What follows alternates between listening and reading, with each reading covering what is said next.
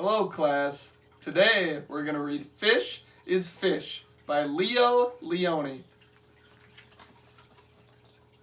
At the edge of the woods, there was a pond, and there a minnow and a tadpole swam among the weeds. They were inseparable friends.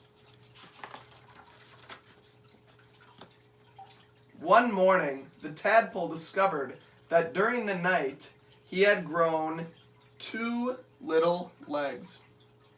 "Look," he said triumphantly. "Look, I am a frog." "Nonsense," said the minnow. "How could you be a frog if only last night you were a little fish, just like me?" They argued and argued until finally the tadpole said, "Frogs are frogs, and fish is fish, and that's that."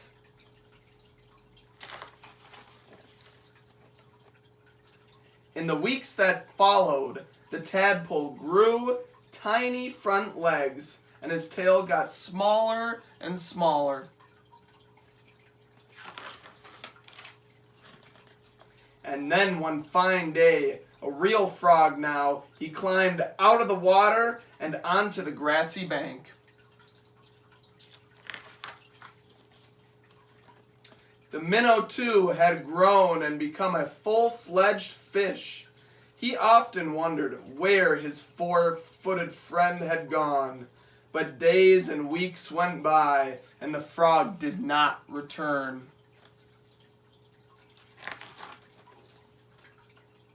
Then one day, with a happy splash that shook the weeds, the frog jumped into the pond. "Where have you been?" asked the fish excitedly. "I have been about the world, hopping here and there," said the frog, "and I have seen extraordinary things." "Like what?" asked the fish. "Birds," said the frog mysteriously. "Birds." And he told the fish about the birds, who had wings and 2 legs and many, many colors. As the frog talked, his friends saw the birds fly through his mind like large feathered fish. "What else?" asked the fish impatiently.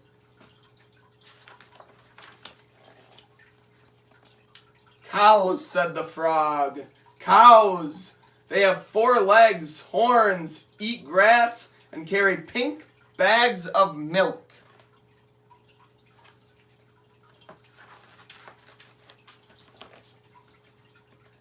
"And people," said the frog, "men, women, children."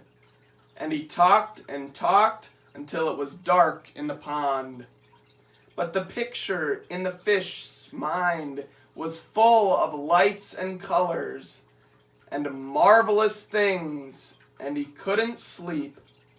Ah, if he could only jump about like his friend and see that wonderful world.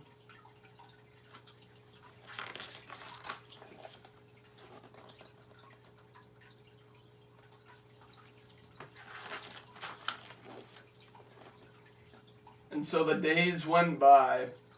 The frog had gone, and the fish just lay there, dreaming about birds in flight, grazing cows, and those strange animals all dressed up that his friend called people.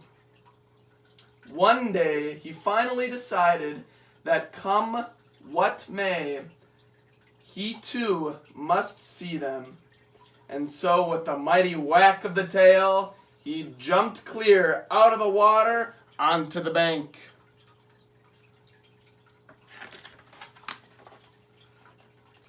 He landed in the dry, warm grass, and there he lay, gasping for air, unable to breathe or to move. "Help!" he groaned feebly.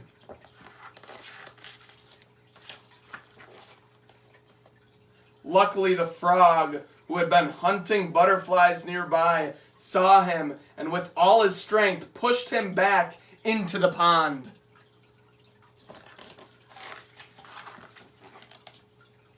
Still stunned, the fish floated about for an instant.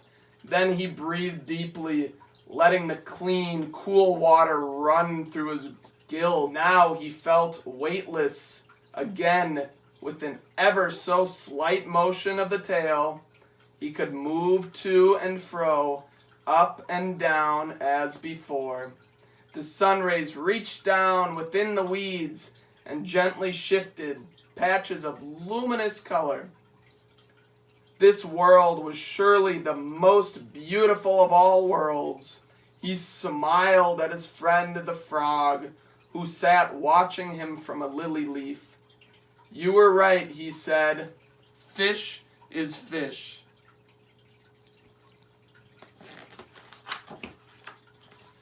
Thank you, class.